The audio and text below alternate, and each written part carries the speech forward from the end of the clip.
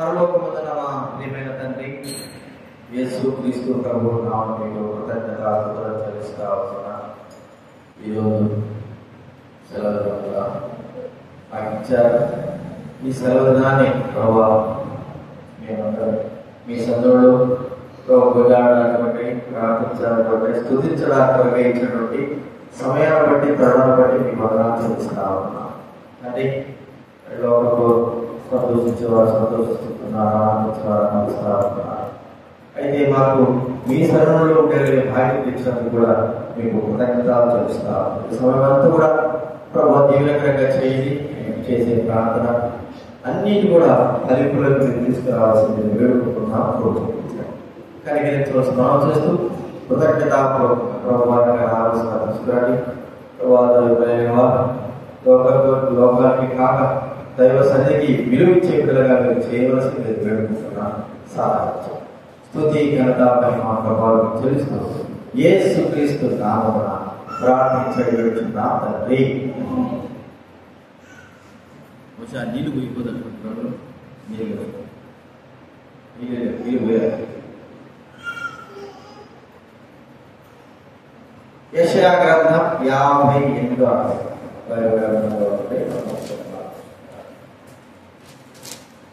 యెషయా గ్రంథం 58వ అధ్యాయం.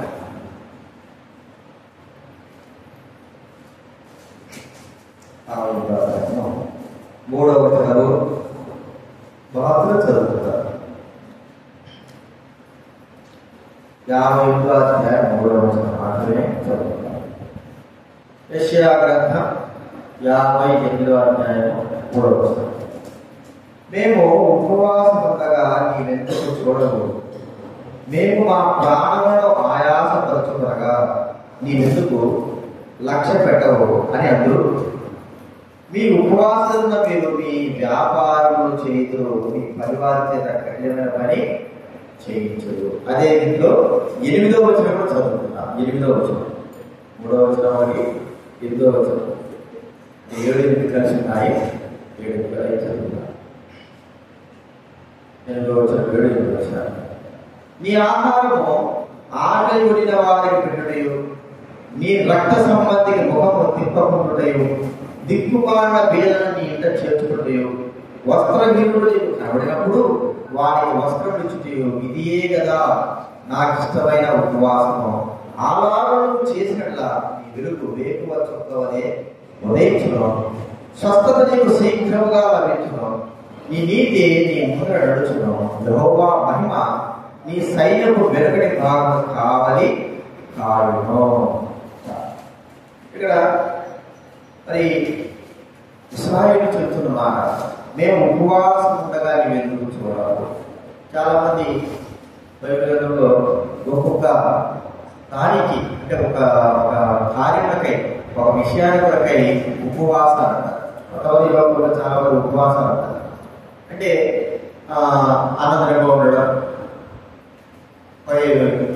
ఆరోగ్య సూత్రాలు పాటిస్తుంటారు కదా. రాత్రి పూట ఆనందిస్తే తిరగకపోతే మంచి ఆరోగ్యం ఉంటారు.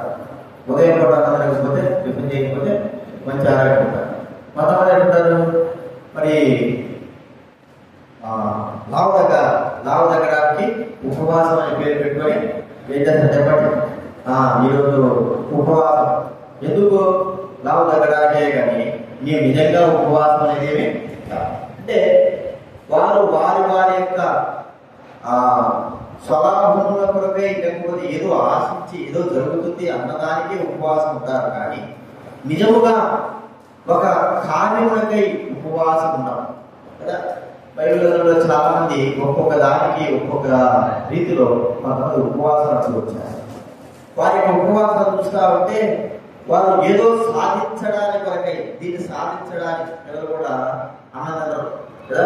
నాకు చాక్లెట్ తెచ్చిస్తావా, నాకు ప్రోటీన్ తెచ్చిస్తావా, వీటికి ఏం చేశాడు అన్నది కూడా అడుగుతా. ఏదైనా కావాలన్నది అని వాళ్ళు అనుకున్నారంటే దాన్ని నెరవేర్చడానికి తల్లిదండ్రుల దగ్గర నుంచి దాన్ని మరి తీసుకోవడానికి కొరకై అన్నదాన్ని కూడా మారం చేస్తా ఉంటారు.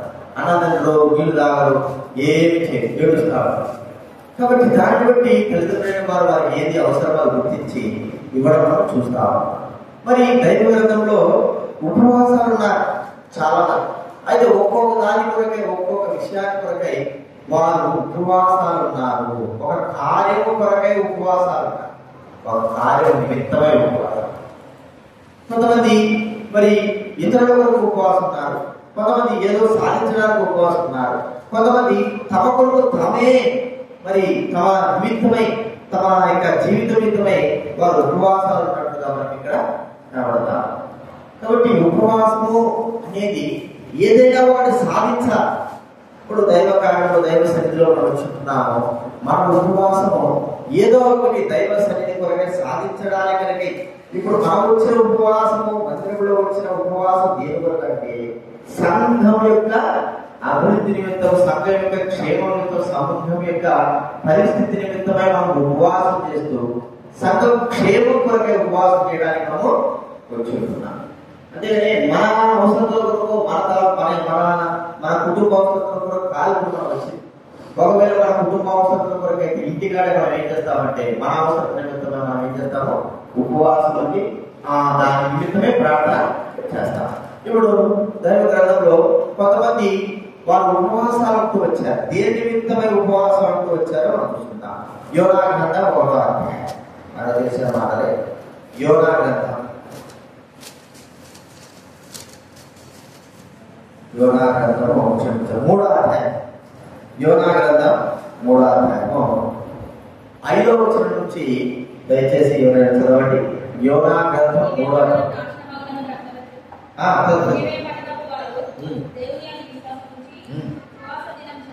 ఉపవాస దినము చాటించి అల్పులేమి అందరూ గోరెపట్ట కట్టుకుని వినబడినప్పుడు తీసివేసి బూడిదలో కూర్చుండెను. మరియు ఆజ్ఞయ్యగా ఒకవేళ దేవుడు మనసు తిప్పుకొని పశ్చాత్తాపుడై మనుషులు ఏది పుచ్చుకోకూడదు, పశువులు కాని, ఎద్దులు కాని, గొర్రెలు కాని మేత వేయకూడదు, నీళ్లు త్రాగకూడదు, తమ దుమాలను విడిచి మానివేయవలను, కట్టుకున్నవలను జల్లు మనపూర్వకంగా దేవుడు వేడుకొనవలను.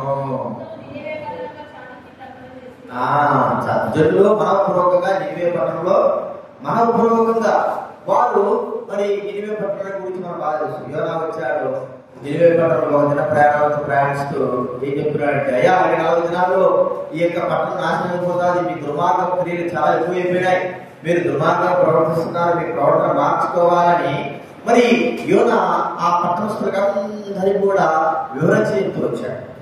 వెంటనే వారందరూ కూడా, ఆ ప్రజలందరూ కూడా, పట్టణస్తులందరూ కూడా ఏం చేశారంటే గోనె బట్ట కట్టుకున్నారు, బూడిద పోసుకుంటున్నారు, ఉపవాస దినాలు చాటించుకున్నారు.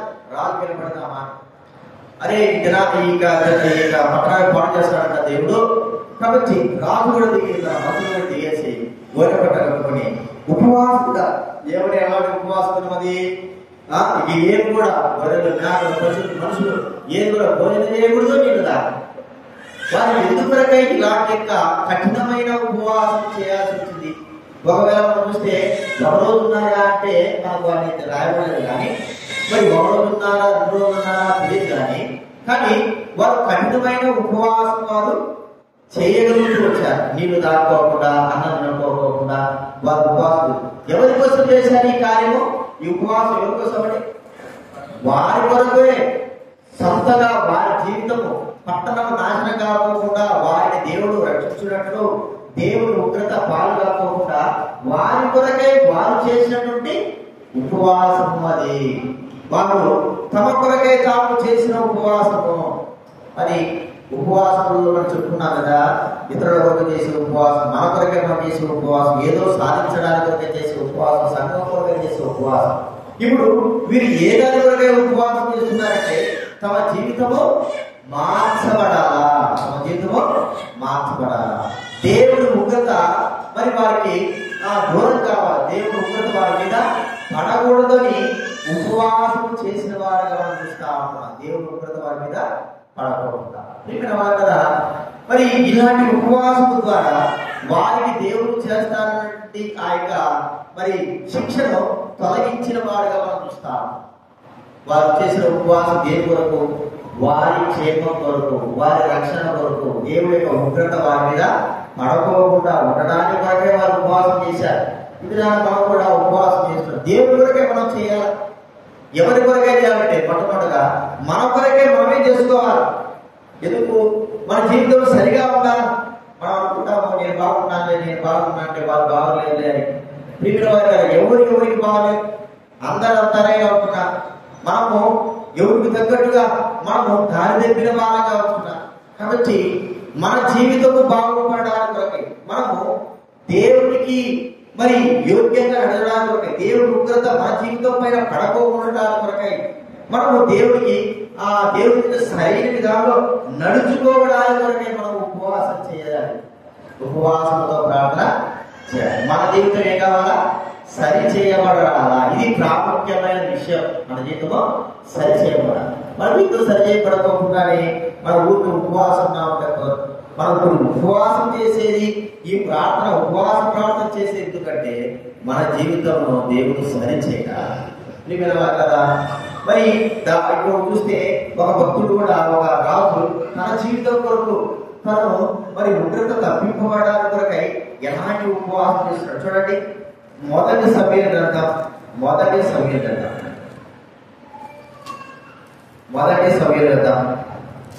28వ అధ్యాయం. మొదటి సమూయేలు గ్రంథము 28వ అధ్యాయము 20వ వచనం వివరించాలి కదా.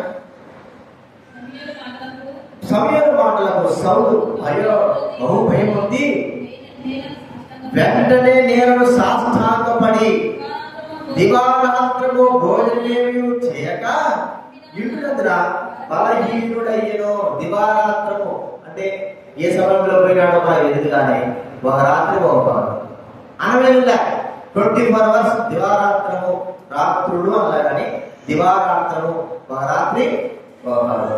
అంతా కూడా ఎందుకంటే తాను మరి ఆ భోజన దేవుడు ఉన్నాడు అంటే మనకు అర్థమైంది.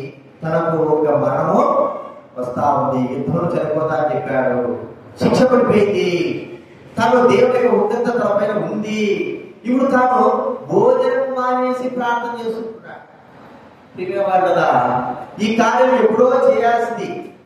ఈ భోజనం మానేసి తన జీవితాన్ని కట్టు ప్రభువా, మరి నేను నీకు ఇష్టంగా నడుచుకోవడానికి నాకు సహాయం చేయ ప్రభు అని తాను ఎప్పుడో ఉపవాసము చేయాలి. అయితే మరి ఇప్పుడున్నాడు తన జీవితము మరి సరైన విధానంలో ప్రభు నాకు సహాయం చేయి. మరి ఎందుకు ఉపవాసం ఉన్నాడంటే రేపు నువ్వు చనిపోతావు, నీవు నీ బిడ్డలైన వారు నాతో పాటు ఉంటారు, నీకు శిక్ష విధించాడు దేవుడు, నీవు తప్పించుకోలేవు.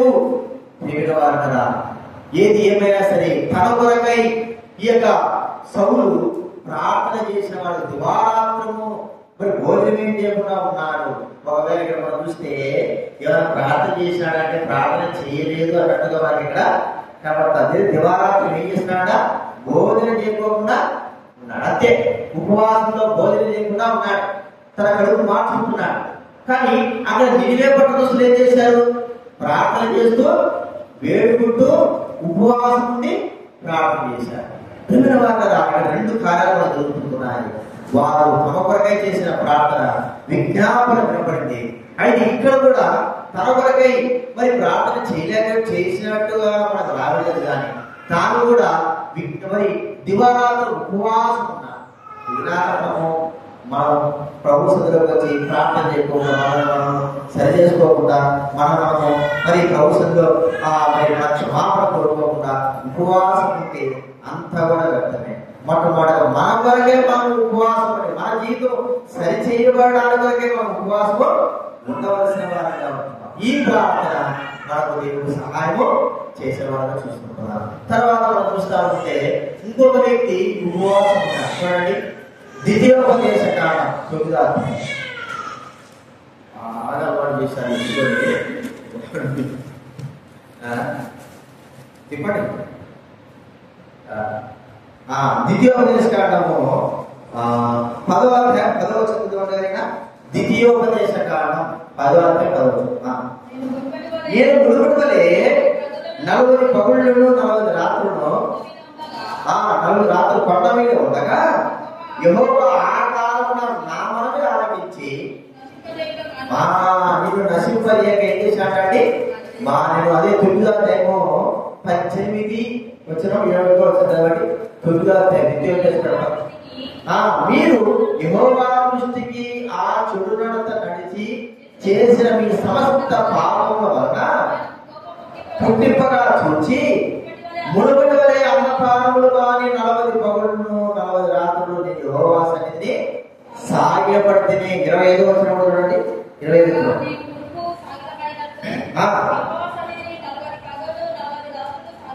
సాగిలపడితే యెహోవా మిమ్మును ఎవరు కొరకండి ఈ మోషే?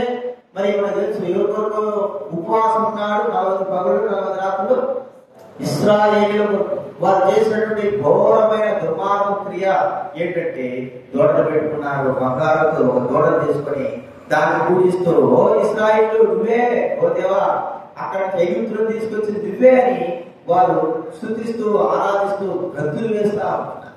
ఇది దేవుడి దృష్టికి బహు ఘోరమైన పాపం. ఇక్కడ వాడరా ఈ పాపాన్ని బట్టి వారు అన్ని చూసినారు. దేవుడు వారికి వెలుగులో కనబడి చూసినారు. రాత్రి పగలై మరి అగ్నిస్తంభం మేఘస్తంభంగా చూసినారు. అన్ని చూసి చివరికి వారు ఏం చేశారంటే బహు ఘోరమైన తప్పు ఏంటంటే మరి దేవతను ఒక దూడ తీసుకుని పూజించడం చాలా ఘోరం. ఈ తప్పుకు దేవుడు అన్నాడు, నువ్వు ఒక్కసారి గమ్మకూడదు. నేను ఏం చేస్తానంటే నిన్ను వారందరూ కూడా నశింపజేసి వారి వల్ల నీకు ఏం చేస్తారంటే మీ వల్ల వారికి మన సంతానము విస్తరపడి అందరూ నశింపజేస్తారు. మోస ఏం చేస్తున్నాడంటే మరి పడవలికి వెళ్ళాడు. దేవుడు ఉగ్రత చూసినాడు. దేవుడి యొక్క భయంకరమైన ఉగ్రత ఇశ్రాయేలు పట్ల చూసినాడు అని ఆయన అందరిని చంపేశాడు. ఆ దేవుడు మీరు చేసి భయంకరమైన ఘోరమైన తప్పు. మరి కాబట్టి దేవుడి సన్నిధికి వెళ్లాల్సిందని వెళ్ళి ఉపవాసం ఉండి 40 పగుళ్ళు 40 రాత్రులు ఉండి ఇశ్రాయేలు ప్రజలందరూ కూడా నశింపజేయకుండా ఆయన ఉగ్రతను తప్పించేటట్లుగా మోషే దేవుడి సన్నిధిలో భోజనాడు. దేవుడి సన్నిధిలో ఎవరి కోసం ఉపవాసం ఉన్నాడు? 40 పగుళ్ళు 40 రాత్రులు చెప్పండి. ఇశ్రాయేలీయుల కొరకు, ఇశ్రాయేలు నశించిపోకుండా. ఇక్కడ వాళ్ళ ఈ దినానికి కూడా మనం ఉపవాసం ప్రార్థన చేసి, ఎందుకంటే దైవుడైన వారు నశించిపోకుండా, దేవుడైన వారు మరి నాశనానికి లోను కాకపోకుండా, దారి తెప్పుకోకుండా వారి కొరకే మనం ఉపవాసం ప్రార్థించాలి. చూడండి ఏదైనా ప్రార్థన నిర్ణయం బాగానే వచ్చాను. ఇలాంటి ప్రార్థన ఎంతమంది దేవుడు వెంబడిస్తున్నారు? అన్ని తెలిసినోళ్ళే, అన్ని తెలిసినోళ్ళు, దేవుడి సన్నిధి ఉందని తెలిసిన వాళ్ళే. కానీ ఈ రోజు దేవుడు మందిరానికి ఎవరికో మరి ఒక ఘనత ఇవ్వడానికి కొరకే, ప్రజలకు ప్రదర్శనాల కొరకే వాళ్ళ ఈ యొక్క జీవితము దేవుడికి ఇష్టమైంది కాదు. ఇదే ఒకటే కాదు, చాలా విధాలుగా చాలా విధాలుగా దైవుడైన వారు దారి తప్పిపోయే వారుగా ఉంటున్నారు. దేవుడికి బాధను, కోపాన్ని, మరి రోషాన్ని పుట్టించేవారుగా ఉంటున్నారు. మరి దేవుడు వారికి ఏదైనా కీడు చేయడానికి సిద్ధమైన వాడుగా ఉంటున్నారు. ఇలాంటి సమయాల్లో మనం ఏం చేయాలంటే దైవుడైన వారిని ప్రభా వారు నశించిపోకుండా కృప చూపించు. మోషే అంటాడు, వారిని క్షమిస్తావా లేకపోతే నా పేరు జీవగ్రంథంలో నుంచి కొట్టేస్తావా అన్న మాట చూడండి.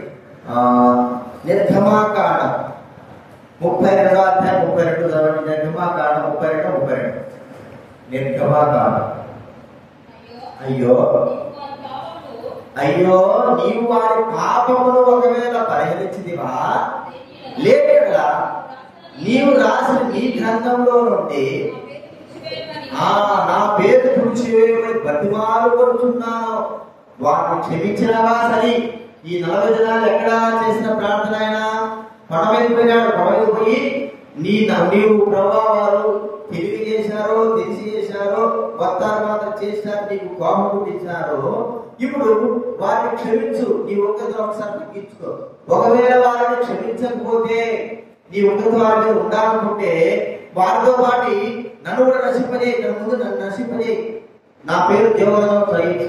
ఎలాంటి యొక్క ఉపవాసం చేస్తున్నాడు, వారిని రక్షించు. ఏమంత అవసరం ఏముంది, వారి కొరకే చేయాల్సినంత అవసరం ఏముంది? ఎందుకంటే ఇది దేవుని మనసు. ఏంటంటే దేవుని మనసు. ఈ మనసు మనం కలిగి ఉండాలి. యేసుక్రీస్తు వారిని సిలువ వేస్తా ఉంటే, సిలువ వేస్తున్నప్పుడు ఏమన్నాడు యేసుప్రభువు? చెప్పండి తండ్రి మీరేం చేస్తున్నారో వీరెందుకు వీరిని క్షమించు. ఇది దేవుడి మనసు. అంటే వాళ్ళందరూ అప్పుడు తప్పు చేస్తూనే ఉన్నారు, మా దేవుని బాధ పెడుతూనే ఉన్నారు. యేసు ప్రభు వారు కూడా ఆ సమయంలో దేవుని మనసును ప్రభా తండ్రి క్షమించు ఏం చేస్తున్నారో మీకు తెలియదు. ఇది దేవుని ఈ మనసును మనం కలిగి ఉండాలి. ఒకవేళ ప్రజలైన వారు మనము బ్రతుకున్నంత వరకు ఈ మనసును కలిగి ఉండాలి. అంతే. మనం బ్రతుకున్నంత వరకు వారి క్షేమం కొరకై, వారి రక్షణ కొరకై, వారి బాధ్యత కొరకై, వారి మంచిగా నడుచుకోవడానికి కొరకై, వారి కొరకై మనం ఏం చేయాలి? ప్రార్థన చెయ్యాలి. మనం బ్రతుకున్నంత వరకు చేయాల్సింది. అందుకే అపోస్తులైన పౌలు అంటాడు, చూడండి ఒక మాట అంటాడు, రోమా రాసిన పత్రిక 9వ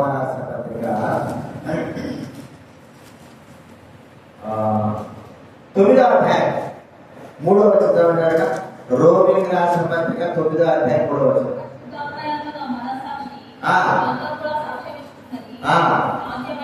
సాధ్యమైన ఎడల నేను క్రీస్తు నుండి వేరై శాపగ్రస్తుడనై ఉండకూడదు. నేను క్రీస్తు నుండి వేరే ఏం చేస్తానండి? శాపగ్రస్తుడనై ఉండకూడదు. అంటే 10వ అధ్యాయం 10వ వచనం చూడండి. 10వ అధ్యాయం 10వ వచనం. అదే రోమా రాసిన పత్రిక 10వ అధ్యాయం 10వ వచనం చదవండి. 10వ అధ్యాయము 10వ వచనం రోమా రాసిన పత్రిక. ఏలయనగా రోమీయులకు రాసిన పత్రిక 10వ అధ్యాయం 10వ వచనం. సహోదరులారా, ఇశ్రాయేలు రక్షణ పొందవలనని నా హృదయాభిలాషయు వారి విషయమై నేను దేవుడికి చేయు ప్రార్థనై విన్నది. ఇశ్రాయేలు యేసును అంగీకరించడం లేదు, ఆ కృపను అంగీకరించడం లేదు. వారు స్వతంత్రంగా నడుస్తున్నారు. దానికి తోడు మరి ఇలాంటి మార్గంలో ఉన్న వారందరూ కూడా చంపుతా ఉంటున్నారు. ఇలాంటి వారందరూ కూడా రక్షణ పొందాలా, నిజము తెలుసుకోవాలా, సత్యం తెలుసుకోవాలా, సత్యమైన మార్గం తెలుసుకోవాలని వారి కొరకై ఏం చేస్తున్నాడు అపోస్తలుడైన పౌలు? ప్రార్థన. వారి ఊరు కూడా రక్షించుకోవడం ఆయనకి ఎంత మాత్రమో ఇష్టం. ఇప్పుడు మనం ఉపవాసం ఉంటే దేవుడి కోసం చెప్పండి. దైవపడిన వారు రక్షణ పొందాలా, వారు సరైన మార్గం నడుచుకోవాలా, మరి వారు దేవుడికి ఇష్టమైన మార్గంలో ఎవరు కూడా నశించిపోకూడదు అని వారి కొరకు, దైవపడిన వారి కొరకే మనం ఉపవాసం ప్రార్థన చేయాలి. చేసే దానికి కారణం ఏంటంటే, మరి మోస చూస్తే, పౌలు చూస్తే వారు కూడా నశించిపోకుండా ప్రభువా వాళ్ళు రక్షించు, ప్రభువా సహాయం చేయని ప్రార్థన చేస్తున్నాడు. వారు చేసిన పాపం చాలా ఘోరమైన ఇశ్రాయేలు చేసిన పాపం. అయితే దేవుడు ఒకరి వారి మీద పడితే వాళ్ళంతా నశించిపోతారని మోసే 40 దినములు 40 పగళ్ళు ఆ ఉపవాసం ప్రార్థన చేస్తూ వచ్చాడు. పౌలు కూడా ఇశ్రాయేలు నశించిపోకూడదు, ఏ ఒక్కరు కూడా నశించిపోకూడదు, సత్యం తెలుసుకోవాలి. పౌలు కూడా అదే రీతిలో ప్రార్థన చేస్తూ వచ్చాడు. ప్రియమైన వారు కదా, మనము కూడా దైవప్రేమ వారు, ఎప్పుడు సంబంధమే కావచ్చు, లోపల ఉన్న వారు దైవప్రేమ వారు కావచ్చు, నశించిపోకుండా వారు రక్షింపబడినట్లు మరి పరిశుద్ధుల కొరకై ఈ ప్రార్థన ఎవరి కొరకై చెప్పండి? పరిశుద్ధుల కొరకు, దైవుల కొరకు. మాట చూడండి, ఎఫెసీ రాసిన పత్రిక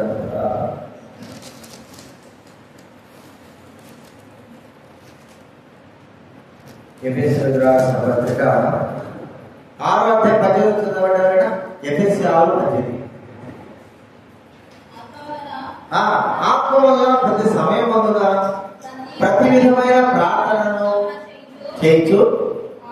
ఆ విషయమై సమస్త పరిశుద్ధుల నిమిత్తమును పూర్ణమైన పట్టుదలతో విజ్ఞాపనం చేయొచ్చు, మెలకువగా ఉండుడి.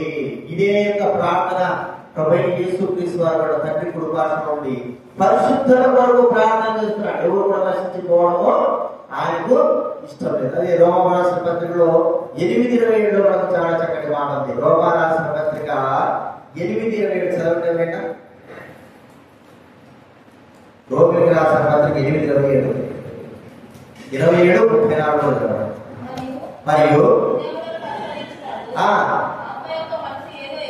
ఎరుగును ఎలాగనగా ఆయన దేవుని చిత్త ప్రకారము పరిశుద్ధుల కొరకు ఏం చేస్తాడండి? ఎవరు? ప్రభువైన యేసుక్రీస్తు పరలోకంలో నుండి పరిశుద్ధుల కొరకు విజ్ఞాపన చేస్తా ఉన్నాడు. ఇది మన ఉపవాసం యొక్క మరి కార్యం. ఉపవాసం ఉండడానికి ఉన్నటువంటి మూలమని మనం చూస్తా ఉన్నాం. మొట్టమొదటిగా దేని గురించి చూస్తున్నా? ఎవరి కొరకు చేసుకుంటున్నారు ఉపవాసం ఉండే ప్రార్థన? మన కొరకే మనమే చేసుకోవాలి. మన జీవితం చక్కపరచడానికి చక్కపరచు ప్రభా, సరైన మార్గం నడవడానికి సహాయం చేయ ప్రభా, నేను మీకు ఇష్టమైన రీతిలో యోగ్యమైన రీతిలో నడవడానికి సహాయం చేయ ప్రభా అని నినివే పట్టణస్తులు ప్రార్థించినట్టుగా మనం ప్రార్థన చేయాలి. రెండవదిగా మోషే ఇశ్రాయేలు నశించుకోకుండా, మరి మోషే కావచ్చు, పౌలు కావచ్చు, ఇశ్రాయేలు నశించుకోకుండా వారు ప్రార్థన చేస్తూ వచ్చారు. ఈ ప్రార్థన ప్రభువైన యేసుక్రీస్తు కూడా ఈ ప్రార్థన మనం కూడా కలిగి ఎవరు కూడా దైవమైన వారు ఎవరు కూడా నశించిపోకూడదు, అందరూ రక్షింపబడాలనేటువంటి ఆ యొక్క ఆలోచనతో ప్రార్థించవలసిన వారుగా. మూడవదిగా చూడండి, 2వ సమూయేలు గ్రంథం 12వ అధ్యాయము 17వ వచనం.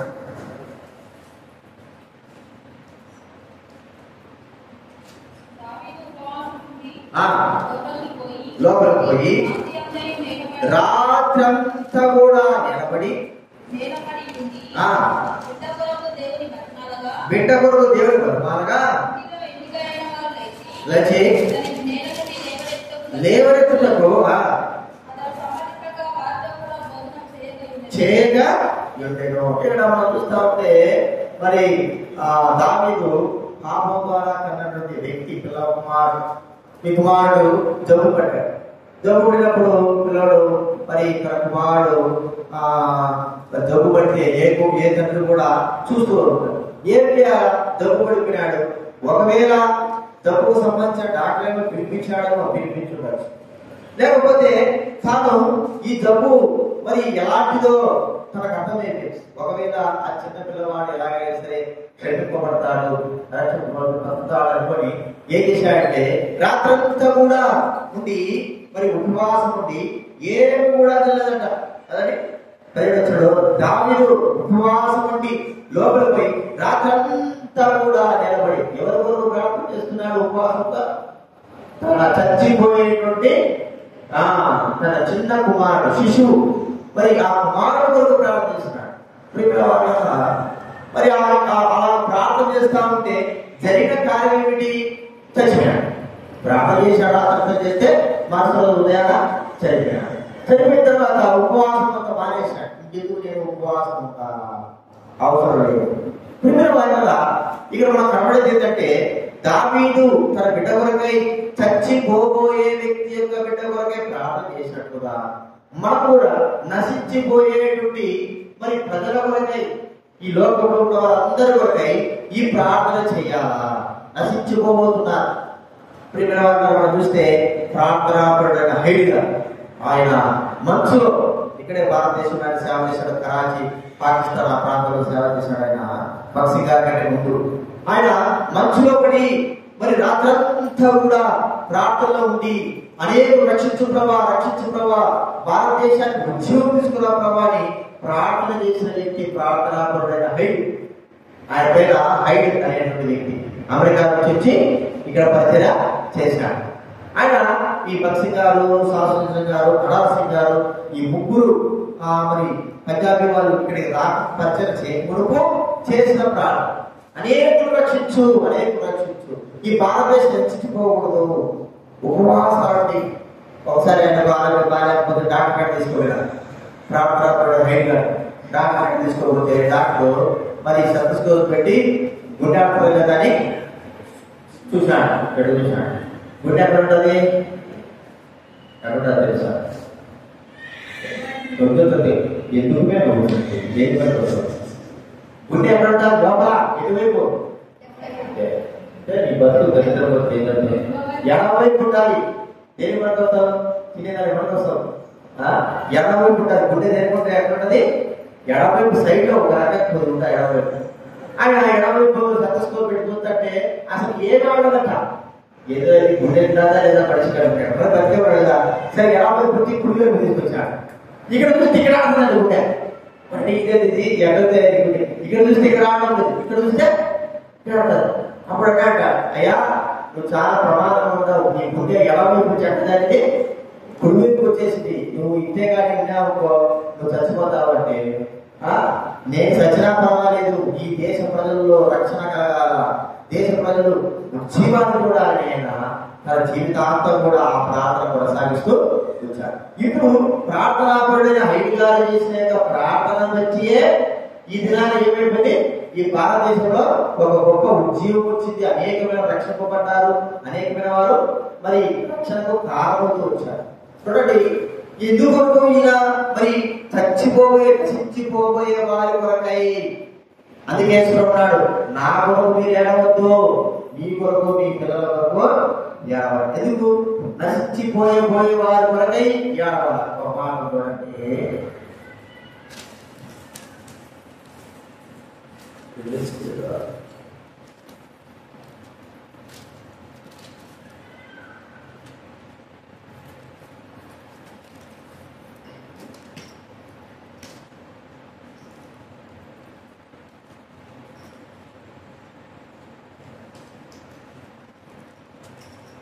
చనిపోయిన వారి కొరకు ఏడవద్దు.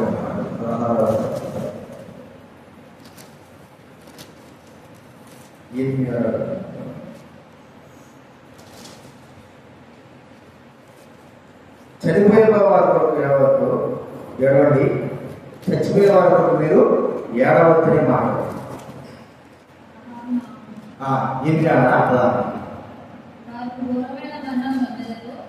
ఎక్కడ ఏం మాట? ఇక్కడ ఎన్నో వచ్చింది.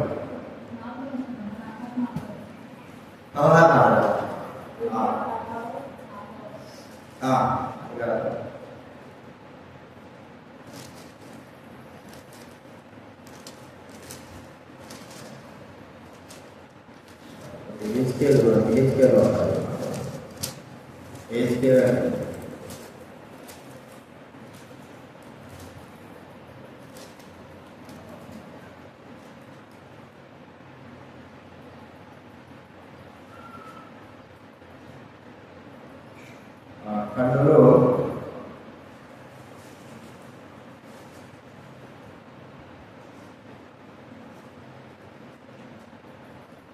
24:17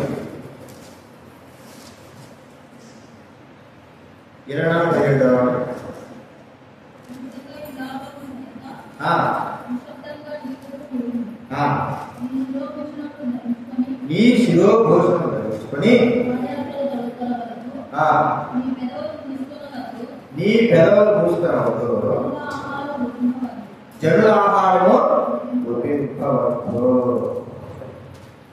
నీ పెదవులు మూసుకోవద్దు, జనుల ఆహారం భుజింపవద్దు.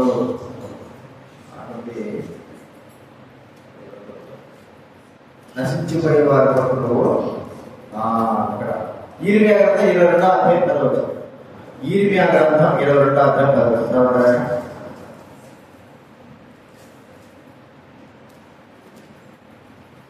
చనిపోయిన వారి గురించి ఏడవద్దు, వెళ్ళిపోతున్న వారి గురించి బహు రోదనము చేయుడి. వాడు ఇక్కడ తిరిగి రాడు, తన జన్మభూమిని చూడడు. ఎవరి కోసం ఏడవబడుతున్నాడు? చచ్చిపోయిన వారి గురించి ఏడవబడుతున్నాడా? చనిపోబోయే వారి కొరకు, నశించిపోయే వారి కొరకు. దావీదు చనిపోకమునిపై తన బిడ్డ కొరకై తన ఉపవాసముని ప్రార్థన చేస్తున్నాడు, బతుకున్నాడా. అయితే చచ్చిపోయిన తర్వాత తను మరి ఏడాల్సిన అవసరం లేకపోయింది, నేను యాక్షన్ లేకపోతే. కాబట్టి మనం గుర్తించుకున్నా, చనిపోబోయే వారిని అంటే నశించిపోయే వారి కొరకై, నశించిపోయిన వారి కొరకు కాదు, నశించిపోయే వారి కొరకు, నశించబోయే వారి కొరకై మనం ప్రార్థన విజ్ఞాపనం. అంతే, లోకంలో అనేకమైన వారు నశించిపోవడానికి సిద్ధంగా జోరుతా ఉంటున్నారు, దగ్గరగా నాశనానికి దగ్గరగా వారి కొరకే మనం విజ్ఞాపన చేయాలి అనేది మనం గుర్తించుకోవాలి. కాబట్టి ఈ విషయాలు మనం గుర్తించుకుందాం. మూడవ విషయాలు దావీదు మరి ఆ బిడ్డ చనిపోబోతున్నప్పుడు వేడుకుంటున్నాడు. నశించిపోయేటువంటి ఆత్మ రక్షణ కొరకై మనము ప్రార్థించవలసిన వారంగా ఉంటున్నాం. నశించబోయే ఆత్మ రక్షణ కొరకై వారు రక్షింపబడాలా, మార్గం పొందాలా, అనేక ఆత్మలు. ఇది మన బాధ్యత. ఎప్పటి వరకు అంటే మనం చనిపోయేంత వరకు వారి కొరకై ఉపవాసం. ప్రియమైన వాళ్ళరా, మరి ఇక్కడే కాకుండా ఈ గ్రామమే కాకుండా పలు గ్రామాలలో కూడా నశించిపోయేవారు ఉన్నారు.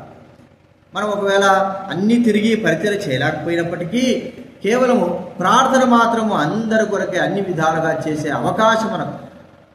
కాబట్టి నశింపబోయే వారి కొరకై మనం విజ్ఞాపన ప్రార్థన చెయ్యాలని దైవ గ్రంథంలో మరి వారి కొరకే మరి మనము ఉపవాసం ఉండాలా, వారి కొరకే ఉపవాసం.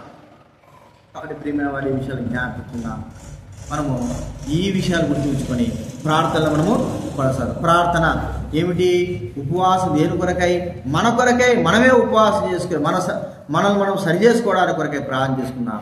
అంత మాత్రం కాదు, దైవుడైన వారు నశించిపోకుండా ఇశ్రాయేలు అయిన వారు వారిని కొరకై మరి మోషే ఎలాగైతే పౌలు ఎలాగైతే ప్రార్థన చేశాడో వారి కొరకే మనం ప్రార్థన చేయాలా.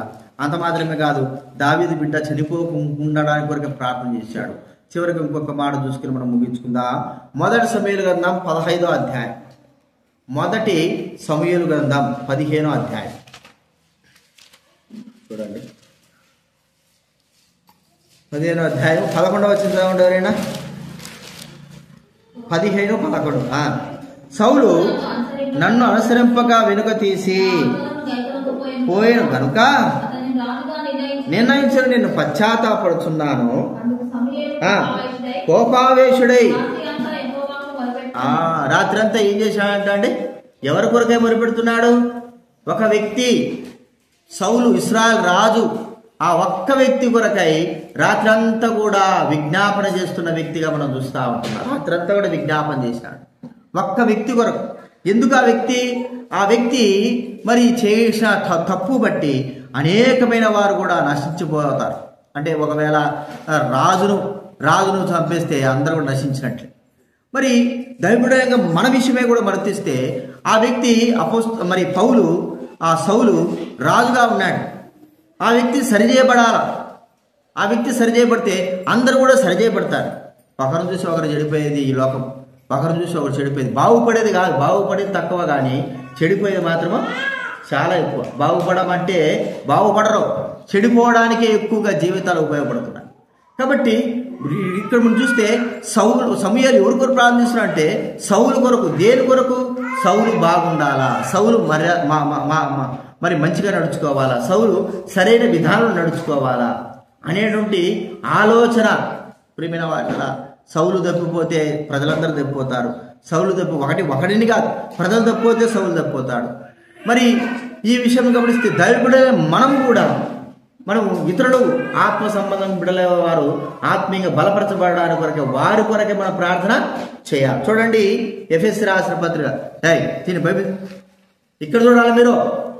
కానీ ఎఫెసీ రాసిన పత్రిక, ఎఫెసీన కాదు, కొలస్సీ రాసిన పత్రిక 4వ అధ్యాయం 12వ వచనం చదవండి ఎవరైనా. కొలస్సీ రాసిన పత్రిక 4వ అధ్యాయం 12వ వచనం.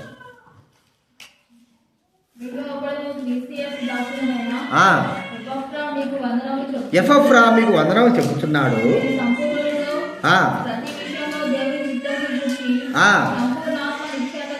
సంపూర్ణాత్మ నిశ్చయత గలవారై